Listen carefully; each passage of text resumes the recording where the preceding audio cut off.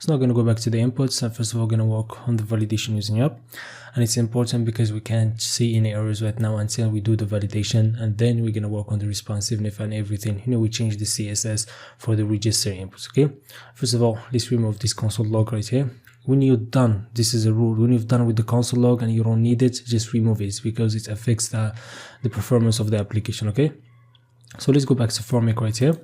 And right here we're going to define, not there but here, we're going to define the initial values, and the initial values is going to be simply the ones right here. Okay, we extract them right here. And also we're going to add enable reinitialize, so make sure that the values change with the state right here and they are initialized. Okay, reinitialized. Okay, and then right here we're going to have the validation schema, and we're going to create one right here. So it's going to be an object, let's call it for example register validation.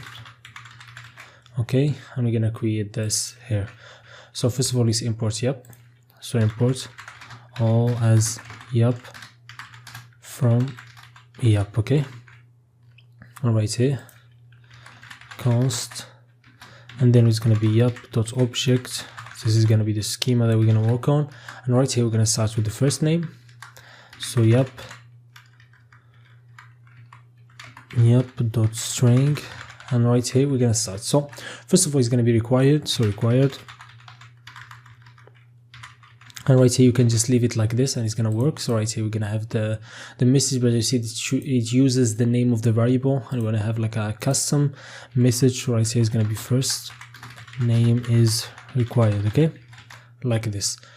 And then like this is this message, but also I've used like I'm going to use these ones right here. Okay, what is your first name? Because in Facebook they use like these helpers, because it shows like here the first name, so you understand that you need first name here, but it's just like a more observation to understand what you're doing. So we're going to change this to what we have in Facebook. So let me just copy it. Okay,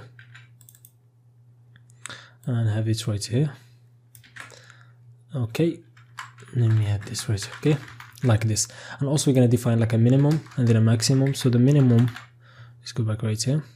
So we're going to define like a minimum, and the minimum is going to be like, for example, 2, and here you define the message you want. For example, first name must be between 2, and you define like a maximum going to be 16 characters. You can define as much as you want, because some have like the double names, or you have long names. Like I'm African, so we understand how names can be like over 100 characters. That is purely normal here in Africa, so you can do whatever you want. Okay, then we're gonna have a maximum, and it's gonna be 16 of course, and then we're gonna have the same message.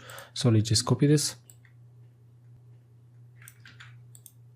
and then have it. So now let's test this first. So if we had like a character, so it's not 2, which is the minimum, so this is less than the minimum, I'm gonna get the message. If we have more than 16, we're gonna get the message also, but something just like this is not gonna be a problem. Okay, now we're gonna work on making sure that you can't write like any special characters or numbers, because there is no name that has numbers, or maybe in Africa, I don't know. So for me, I'm not gonna allow numbers, and I'm not gonna allow any special characters.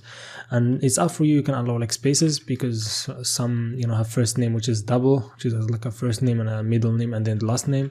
So you can allow it or not. It's just up to you and your needs. Okay, and we're going to use regex. I've explained them all, and I've deep in detail, and I'm show you how to do it. So now we're just gonna go matches, and we're gonna have our own regex, which is gonna be, this is gonna open it and close it right here, and inside brackets right here we're gonna define that's only allow letters, lowercase and uppercase from A to Z. Okay, in the lowercase and uppercase. Also, if you want to allow spaces, you just can go skip the character, backslash and then S. This is gonna allow this is gonna be inside here, and we're gonna allow spaces, and also gonna add plus right here to make sure there is at least one character. Okay, so if you want to use spaces and allow them, you can do it. I'm not gonna allow them, so this is up to you. And right here you're gonna have your own message. So I'm gonna go numbers, and let's see, special characters are not allowed.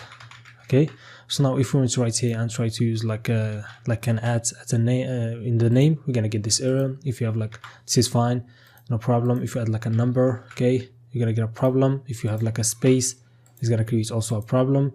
Like if we add right here spaces, let's go back right here, backslash S, and now if you use spaces, let's try like this, it's not gonna be a problem. So it's up to you and your needs. Okay, so this was for the first name. So the last name is going to be exactly the same, so let's just copy it and just paste it and change this to last name. And then right here, this first we're going to change them to last. Okay, so and this is easy for the first name and the last name. So after this, we're going to go to the email and we're going to make sure also that it's a string, so you have to string. Okay, and also going to make sure that it's required. Okay, so I'm gonna have a friendly message. Let's get it from here. So like this. So you need this when you log in, and if you even need to reset your password. Okay, just have this double quotes. Okay, because we're gonna have singular quotes inside. Let's remove this space right here. And just save and then remove this space and have this dot right here. Okay, and also we're gonna make sure that it's a valid email. So just add email, and right here you have your validation. So I'm gonna go like enter a valid email address. Okay, this is it. Let me add that right here. Okay, so let's test this. So right here, if we didn't add anything, we're gonna get you need this when you log in. If you ever need to reset your password, if we add like something that is not an email, we're gonna get enter a valid email address. Okay, so this is for the email. I'm gonna go to the password right now.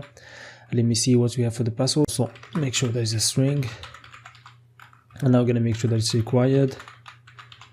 Okay, and we're gonna have double quotes right here. Let's see what message we have right here for the final version. Enter a combination of at least 6 numbers, letters, and punctuation marks such as exclamation and end. Okay, so I'm gonna take this. I think I have a typo right here, so it's gonna be I. So let me just fix it right here. Okay, let me go and remove the space, and also combination like this. Okay, so this is for the required, and also gonna have a minimum and a maximum.